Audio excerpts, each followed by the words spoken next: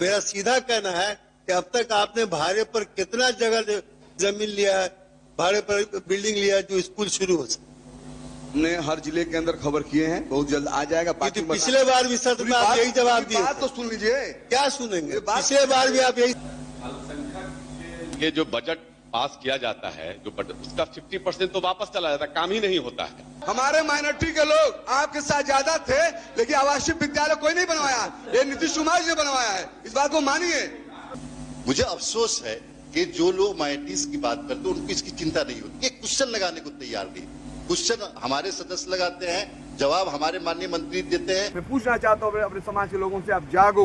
अगर कोई बढ़ाया, कोई तुम्हारे लिए सोचा, उस व्यक्ति का नाम है, नेता का नाम है नेता नीतीश कुमार जी। पिछले 20 साल से जब से नीतीश कुमार जी सक्रिय राजनीति में हैं और बिहार के मुख्यमंत्री हैं, कभी भी मुसलमानों ने उनके ऊपर भरोसा नहीं किया। और ये बात खुद उनके कार्यकारी अध्यक्ष ने कही है, संजय झा जी ने। आपको याद होगा अभी कुछ दिन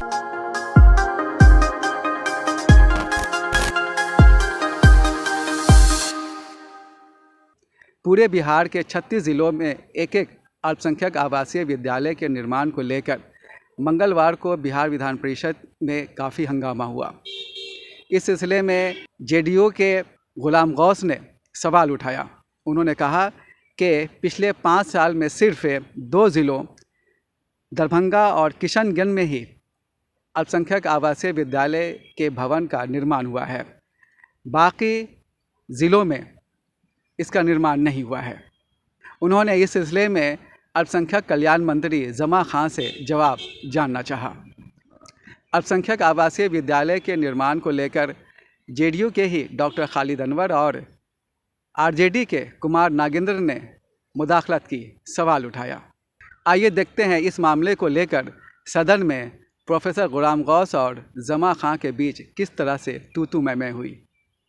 नीतीश कुमार की पार्टी जेडीयू के एमएलसी प्रोफेसर गुलाम गौस ने ध्यानाकर्षण के माध्यम से कहा कि 5 साल पहले नीतीश सरकार ने बिहार के सभी 38 ज़िलों में कम से कम एक अल्पसंख्यक आवासीय विद्यालय खोलने का फैसला किया था। बिहार कैबिनेट ने इस मद में 1.5 दर्जन ज़िलों के लिए राशि भी मंजूर कर दी थी, लेकिन 5 साल की लंबी अवधि में सिर्फ 2 ज़िलों दरभंगा और किशनगंज में ही स्कूली इमारतों का निर्माण हो सका। बाकी 36 ज़िलों में अल्पसंख्यक आवासीय विद्यालय अब तक नहीं खुले हैं। अल्पसंख्यक समुदाय के लोग अपने अपने ज़िले में आवासीय विद्यालय खोले जाने का शिद्दत से इंतज़ार कर रहे हैं।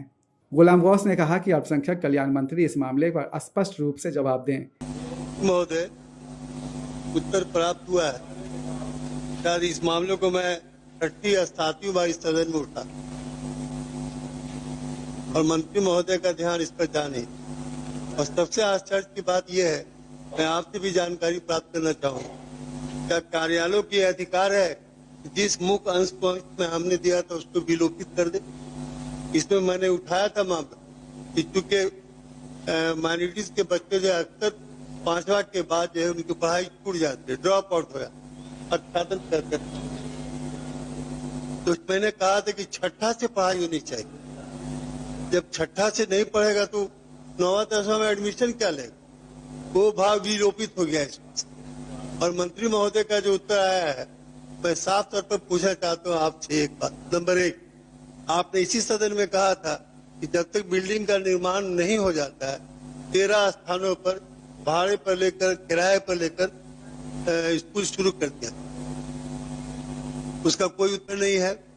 दूसरी बात मैं ये कहना चाहता था कि आपने 2 जिले में पढ़ाई शुरू किया है, लेकिन कहावत है ना कि भर दिन चले 2.5 कोस। माननीय मुख्यमंत्री जी की ये ड्रीम प्रोजेक्ट है।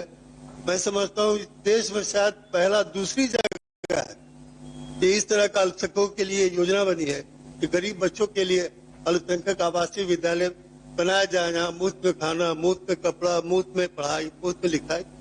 लेकिन मंत्री महोदय बड़े हल्के ढंग से लगता है इसको ले रहे हैं। मेरा इनसे अनुरोध होगा कि आप सबसे पहले तो 13 जिला का जिसका आपने सदन में वादा किया था, सदन में आपका वक्तव्य, मैं अपने मन से नहीं कर रहा हूँ, कि 13 जिला में जो है भाड़े पर लेके स्कूल शुरू किया जाए। इसको शुरू कीजिए।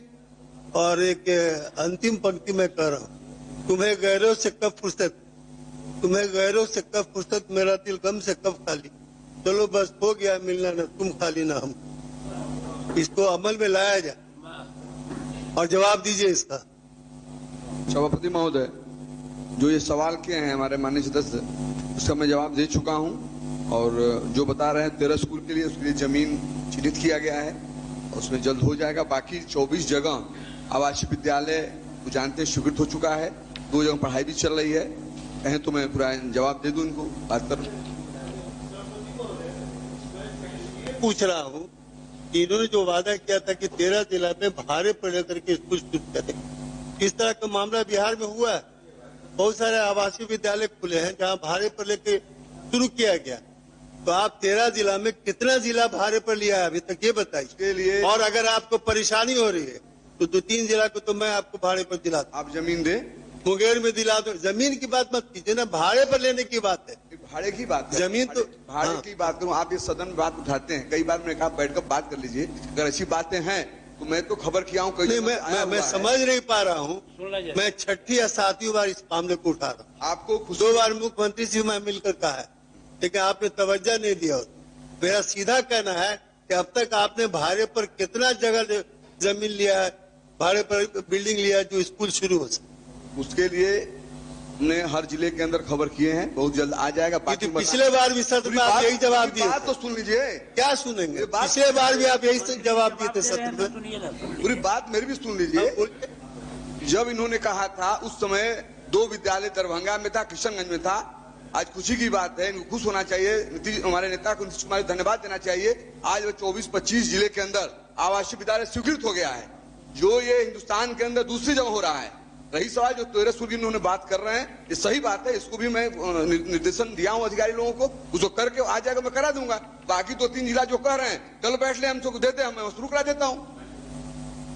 पति महोदय, मुझे आश्चर्य हो रहा है, इसी तरह का जवाब इन्होंने पिछले सत्र में भी दिया था। 4 महीना गुजर गए, इनको भाड़े पर जमीन ही नहीं मिली, भाड़े पर बिल्डिंग नहीं मिली। सॉरी, भाड़े पर बिल्डिंग नहीं मिली, भाड़े पर बिल्डिंग नहीं मिली। वो 4 महीना में 4 जगह भी भाड़े पर बिल्डिंग नहीं ले पाए। इनको सरकार का ये ड्रीम प्रोजेक्ट है।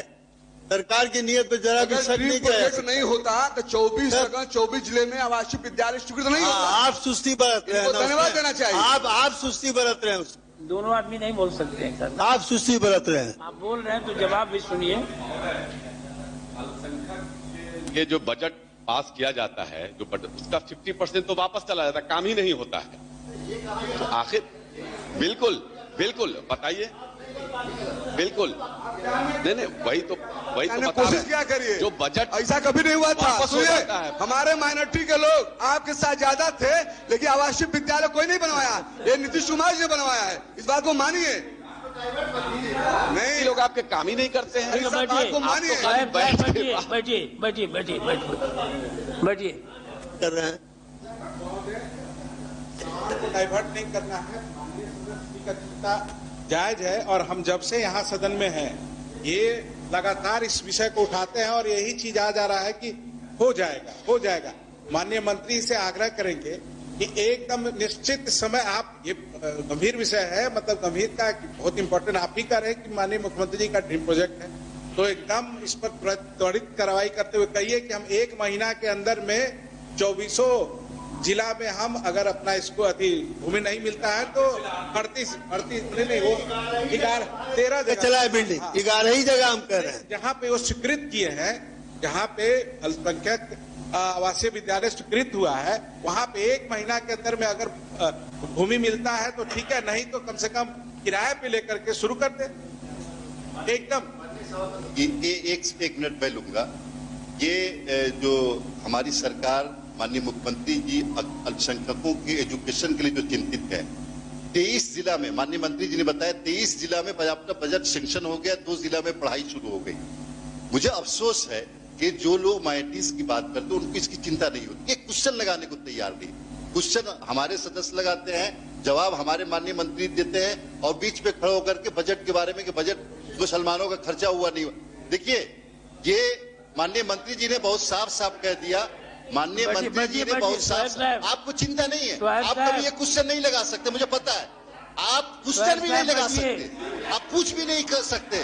आपको चिंता कुछ किसी और चीज की। कोई बात नहीं जाएगी, तो हमारे नहीं आएगा प्रोसीडिंग में। चलिए बैठिए। माननीय मंत्री का उत्तर हो गया है और इस पर कोई बात नहीं होगी।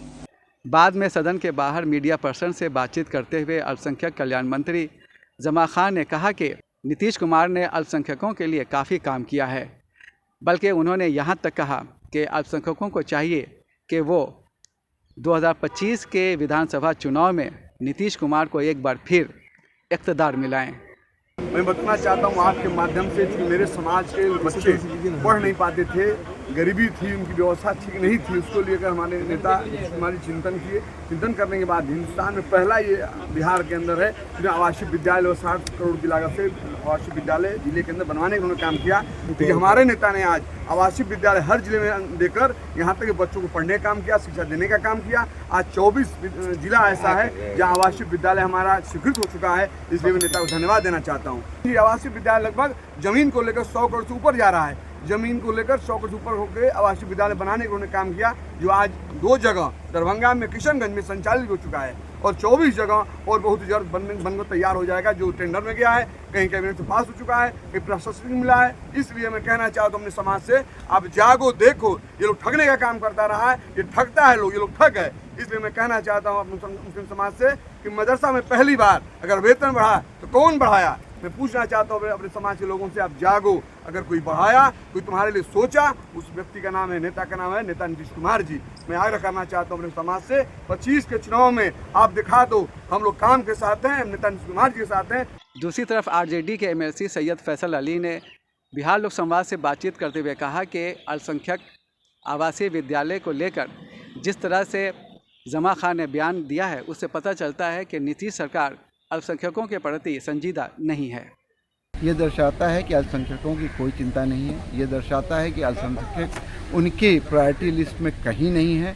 उनके बारे में सिर्फ घोषणाएं और वादे किया जाता है और बाद में उनको ठेंगा दिखा दिया जाता है। आज जिस तरह से सदन में ही बात हुई, ऊपरी सदन में भी इसकी पर चर्चा हुई, मंत्री महोदय के पास कोई भी जवाब स्पष्ट नहीं था। अगर भवन की कमी है तो यहाँ हम लोगों की तरफ से ये भी सुझाव आया कि अगर भवन नहीं है, आपके पास भवन की कमी है, तो किराए पर लेके शुरू कीजिए। अगर सरकार में इच्छा शक्ति होगी तो सरकार कोई भी काम कर सकती है, लेकिन सीधी सी बात है कि सरकार चाहती ही नहीं है कि अल्पसंख्यक लोग पढ़ें, अल्पसंख्यक लोग मेन धारा में आए, अल्पसंख्यकों का कोई भी भला हो। ये इस सरकार की प्रायोरिटी में नहीं है, प्राथमिकता में नहीं है, इसलिए इस पर कोई कार्रवाई नहीं। इस बात पर अपने रद्दअमल का इजहार करते हुए कि जमा खान ने आम मुसलमानों से अपील की है कि वो 2025 के विधानसभा चुनाव में जेडीयू को वोट दें।